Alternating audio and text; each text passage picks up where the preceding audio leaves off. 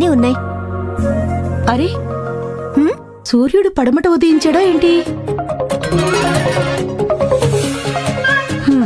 సరే సరే అర్థమైంది. కాఫీ తీసుకోండి. అవును, ఏంటి ఈరోజు ఇద్దరు ఇంత తొందరగా రెడీ అవుతున్నారు? ఏం లేదమ్మా, ఈరోజు కొత్త ప్రాజెక్ట్ డిస్కషన్ ఉంది. దానికి పీపీటీ రెడీ చేసుకోవాలి. చాలా పెద్ద పెద్ద వాళ్ళు వస్తుంటారు. వాళ్ళ ముందు ప్రాజెక్ట్ చూపించాలి. అది నువ్వే చెయ్యాలా? నేనెక్కడ చేయగలనమ్మా, నేనింకా ట్రైనింగ్లోనే ఉన్నాను.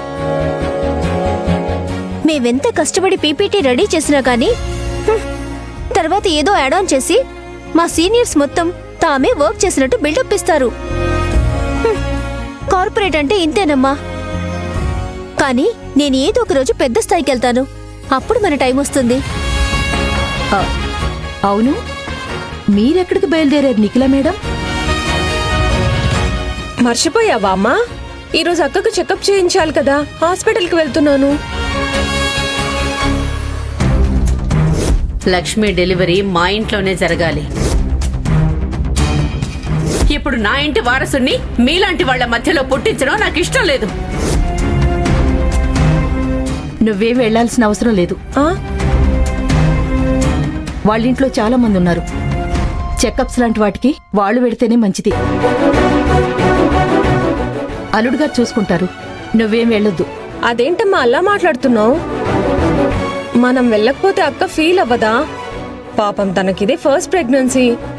పుట్టింటి వాళ్ళు వెళ్ళకపోతే బాగోదమ్మా. అవునమ్మా, ఎలాగో నిఖిల ఫ్రీగానే ఉంది కదా. పైగా అక్కతో వెళ్లాలని ఆశగా ఉంది. వెళ్ళొస్తుందిలే.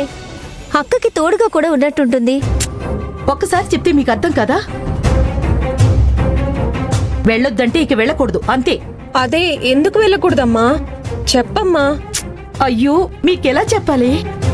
మనం ఇలా ఇన్వాల్వ్ అవుతున్నందుకు లక్ష్మికి హరి వాళ్ళ కుటుంబం దూరం అవుతుందని భయంగా ఉంది.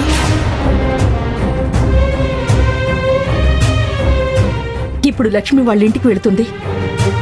ఇప్పుడు కూడా మనం వెళ్ళి డిస్టర్బ్ చేయకూడదు. మన పనేదో మనం చూసుకుందాం, అంతే. ఏం మాట్లాడుతున్నావు నీకు అర్థం అవుతుందా? ఇలాంటి విషయాలు ఎవరైనా అబద్ధం చెప్తారా?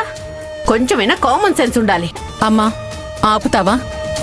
తిట్టింది చాలిక. ఆ లక్ష్మి అయినా రెడీ అయి ఉంటుందో లేదో, నువ్వు మాత్రం అప్పుడే రెడీ అయిపోయావు. ఆహా, ఎప్పుడు రెడీ కావాలో తమరే చెప్పండి మేడం గారు, అప్పుడే రెడీ అవుతాను. ఎలాగో లక్ష్మికి తోడుగా హరి ఉన్నాడు కదమ్మా. ఎవరున్నా లేకపోయినా ఇలాంటి సమయాల్లో పెద్దవాళ్ళు తోడుగా ఉండాలి. నేను వెళ్తున్నా. సరే అమ్మా, వెళ్తే వెళ్దు కాని నాకేవేవో వంటలు అప్పచెప్పావు కదా, అదేంటో మర్చిపోయాను, మళ్ళీ చెప్పు. దీని గురించి కూడా ఇన్నిసార్లు అడగాలా? కూరగాయలన్నీ కట్ చేసి పెట్టున్నాయి. నీకేది నచ్చితే అది వండుకో.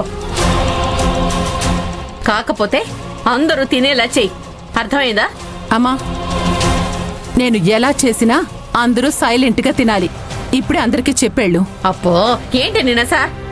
అందరూ విన్నారు కదా, అది ఏం వండి పెడతా తినండి. అవతల టైం అయిపోతుంటే.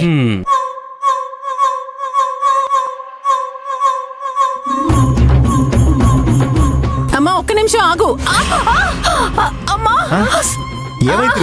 చూసుకోవాలి కదా. అమ్మా ఇది ఏమైంది? అయ్యో అమ్మా, అబ్బా నడవాలి కదా. నా కాలు. సింధు, ఐస్ తీసుకురా. అమ్మా అయ్యో పట్టుకుని తింటావే.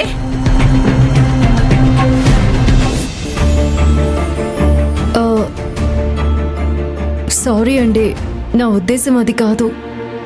పోన్లే లక్ష్మి, నువ్వు చెప్పింది కరెక్టే. సారీ అండి, మీరు నన్ను పని చేయకుండా రెస్ట్ తీసుకోవాలని చెప్పారు కదా, ఆ కోపంలో అలా అన్నాను.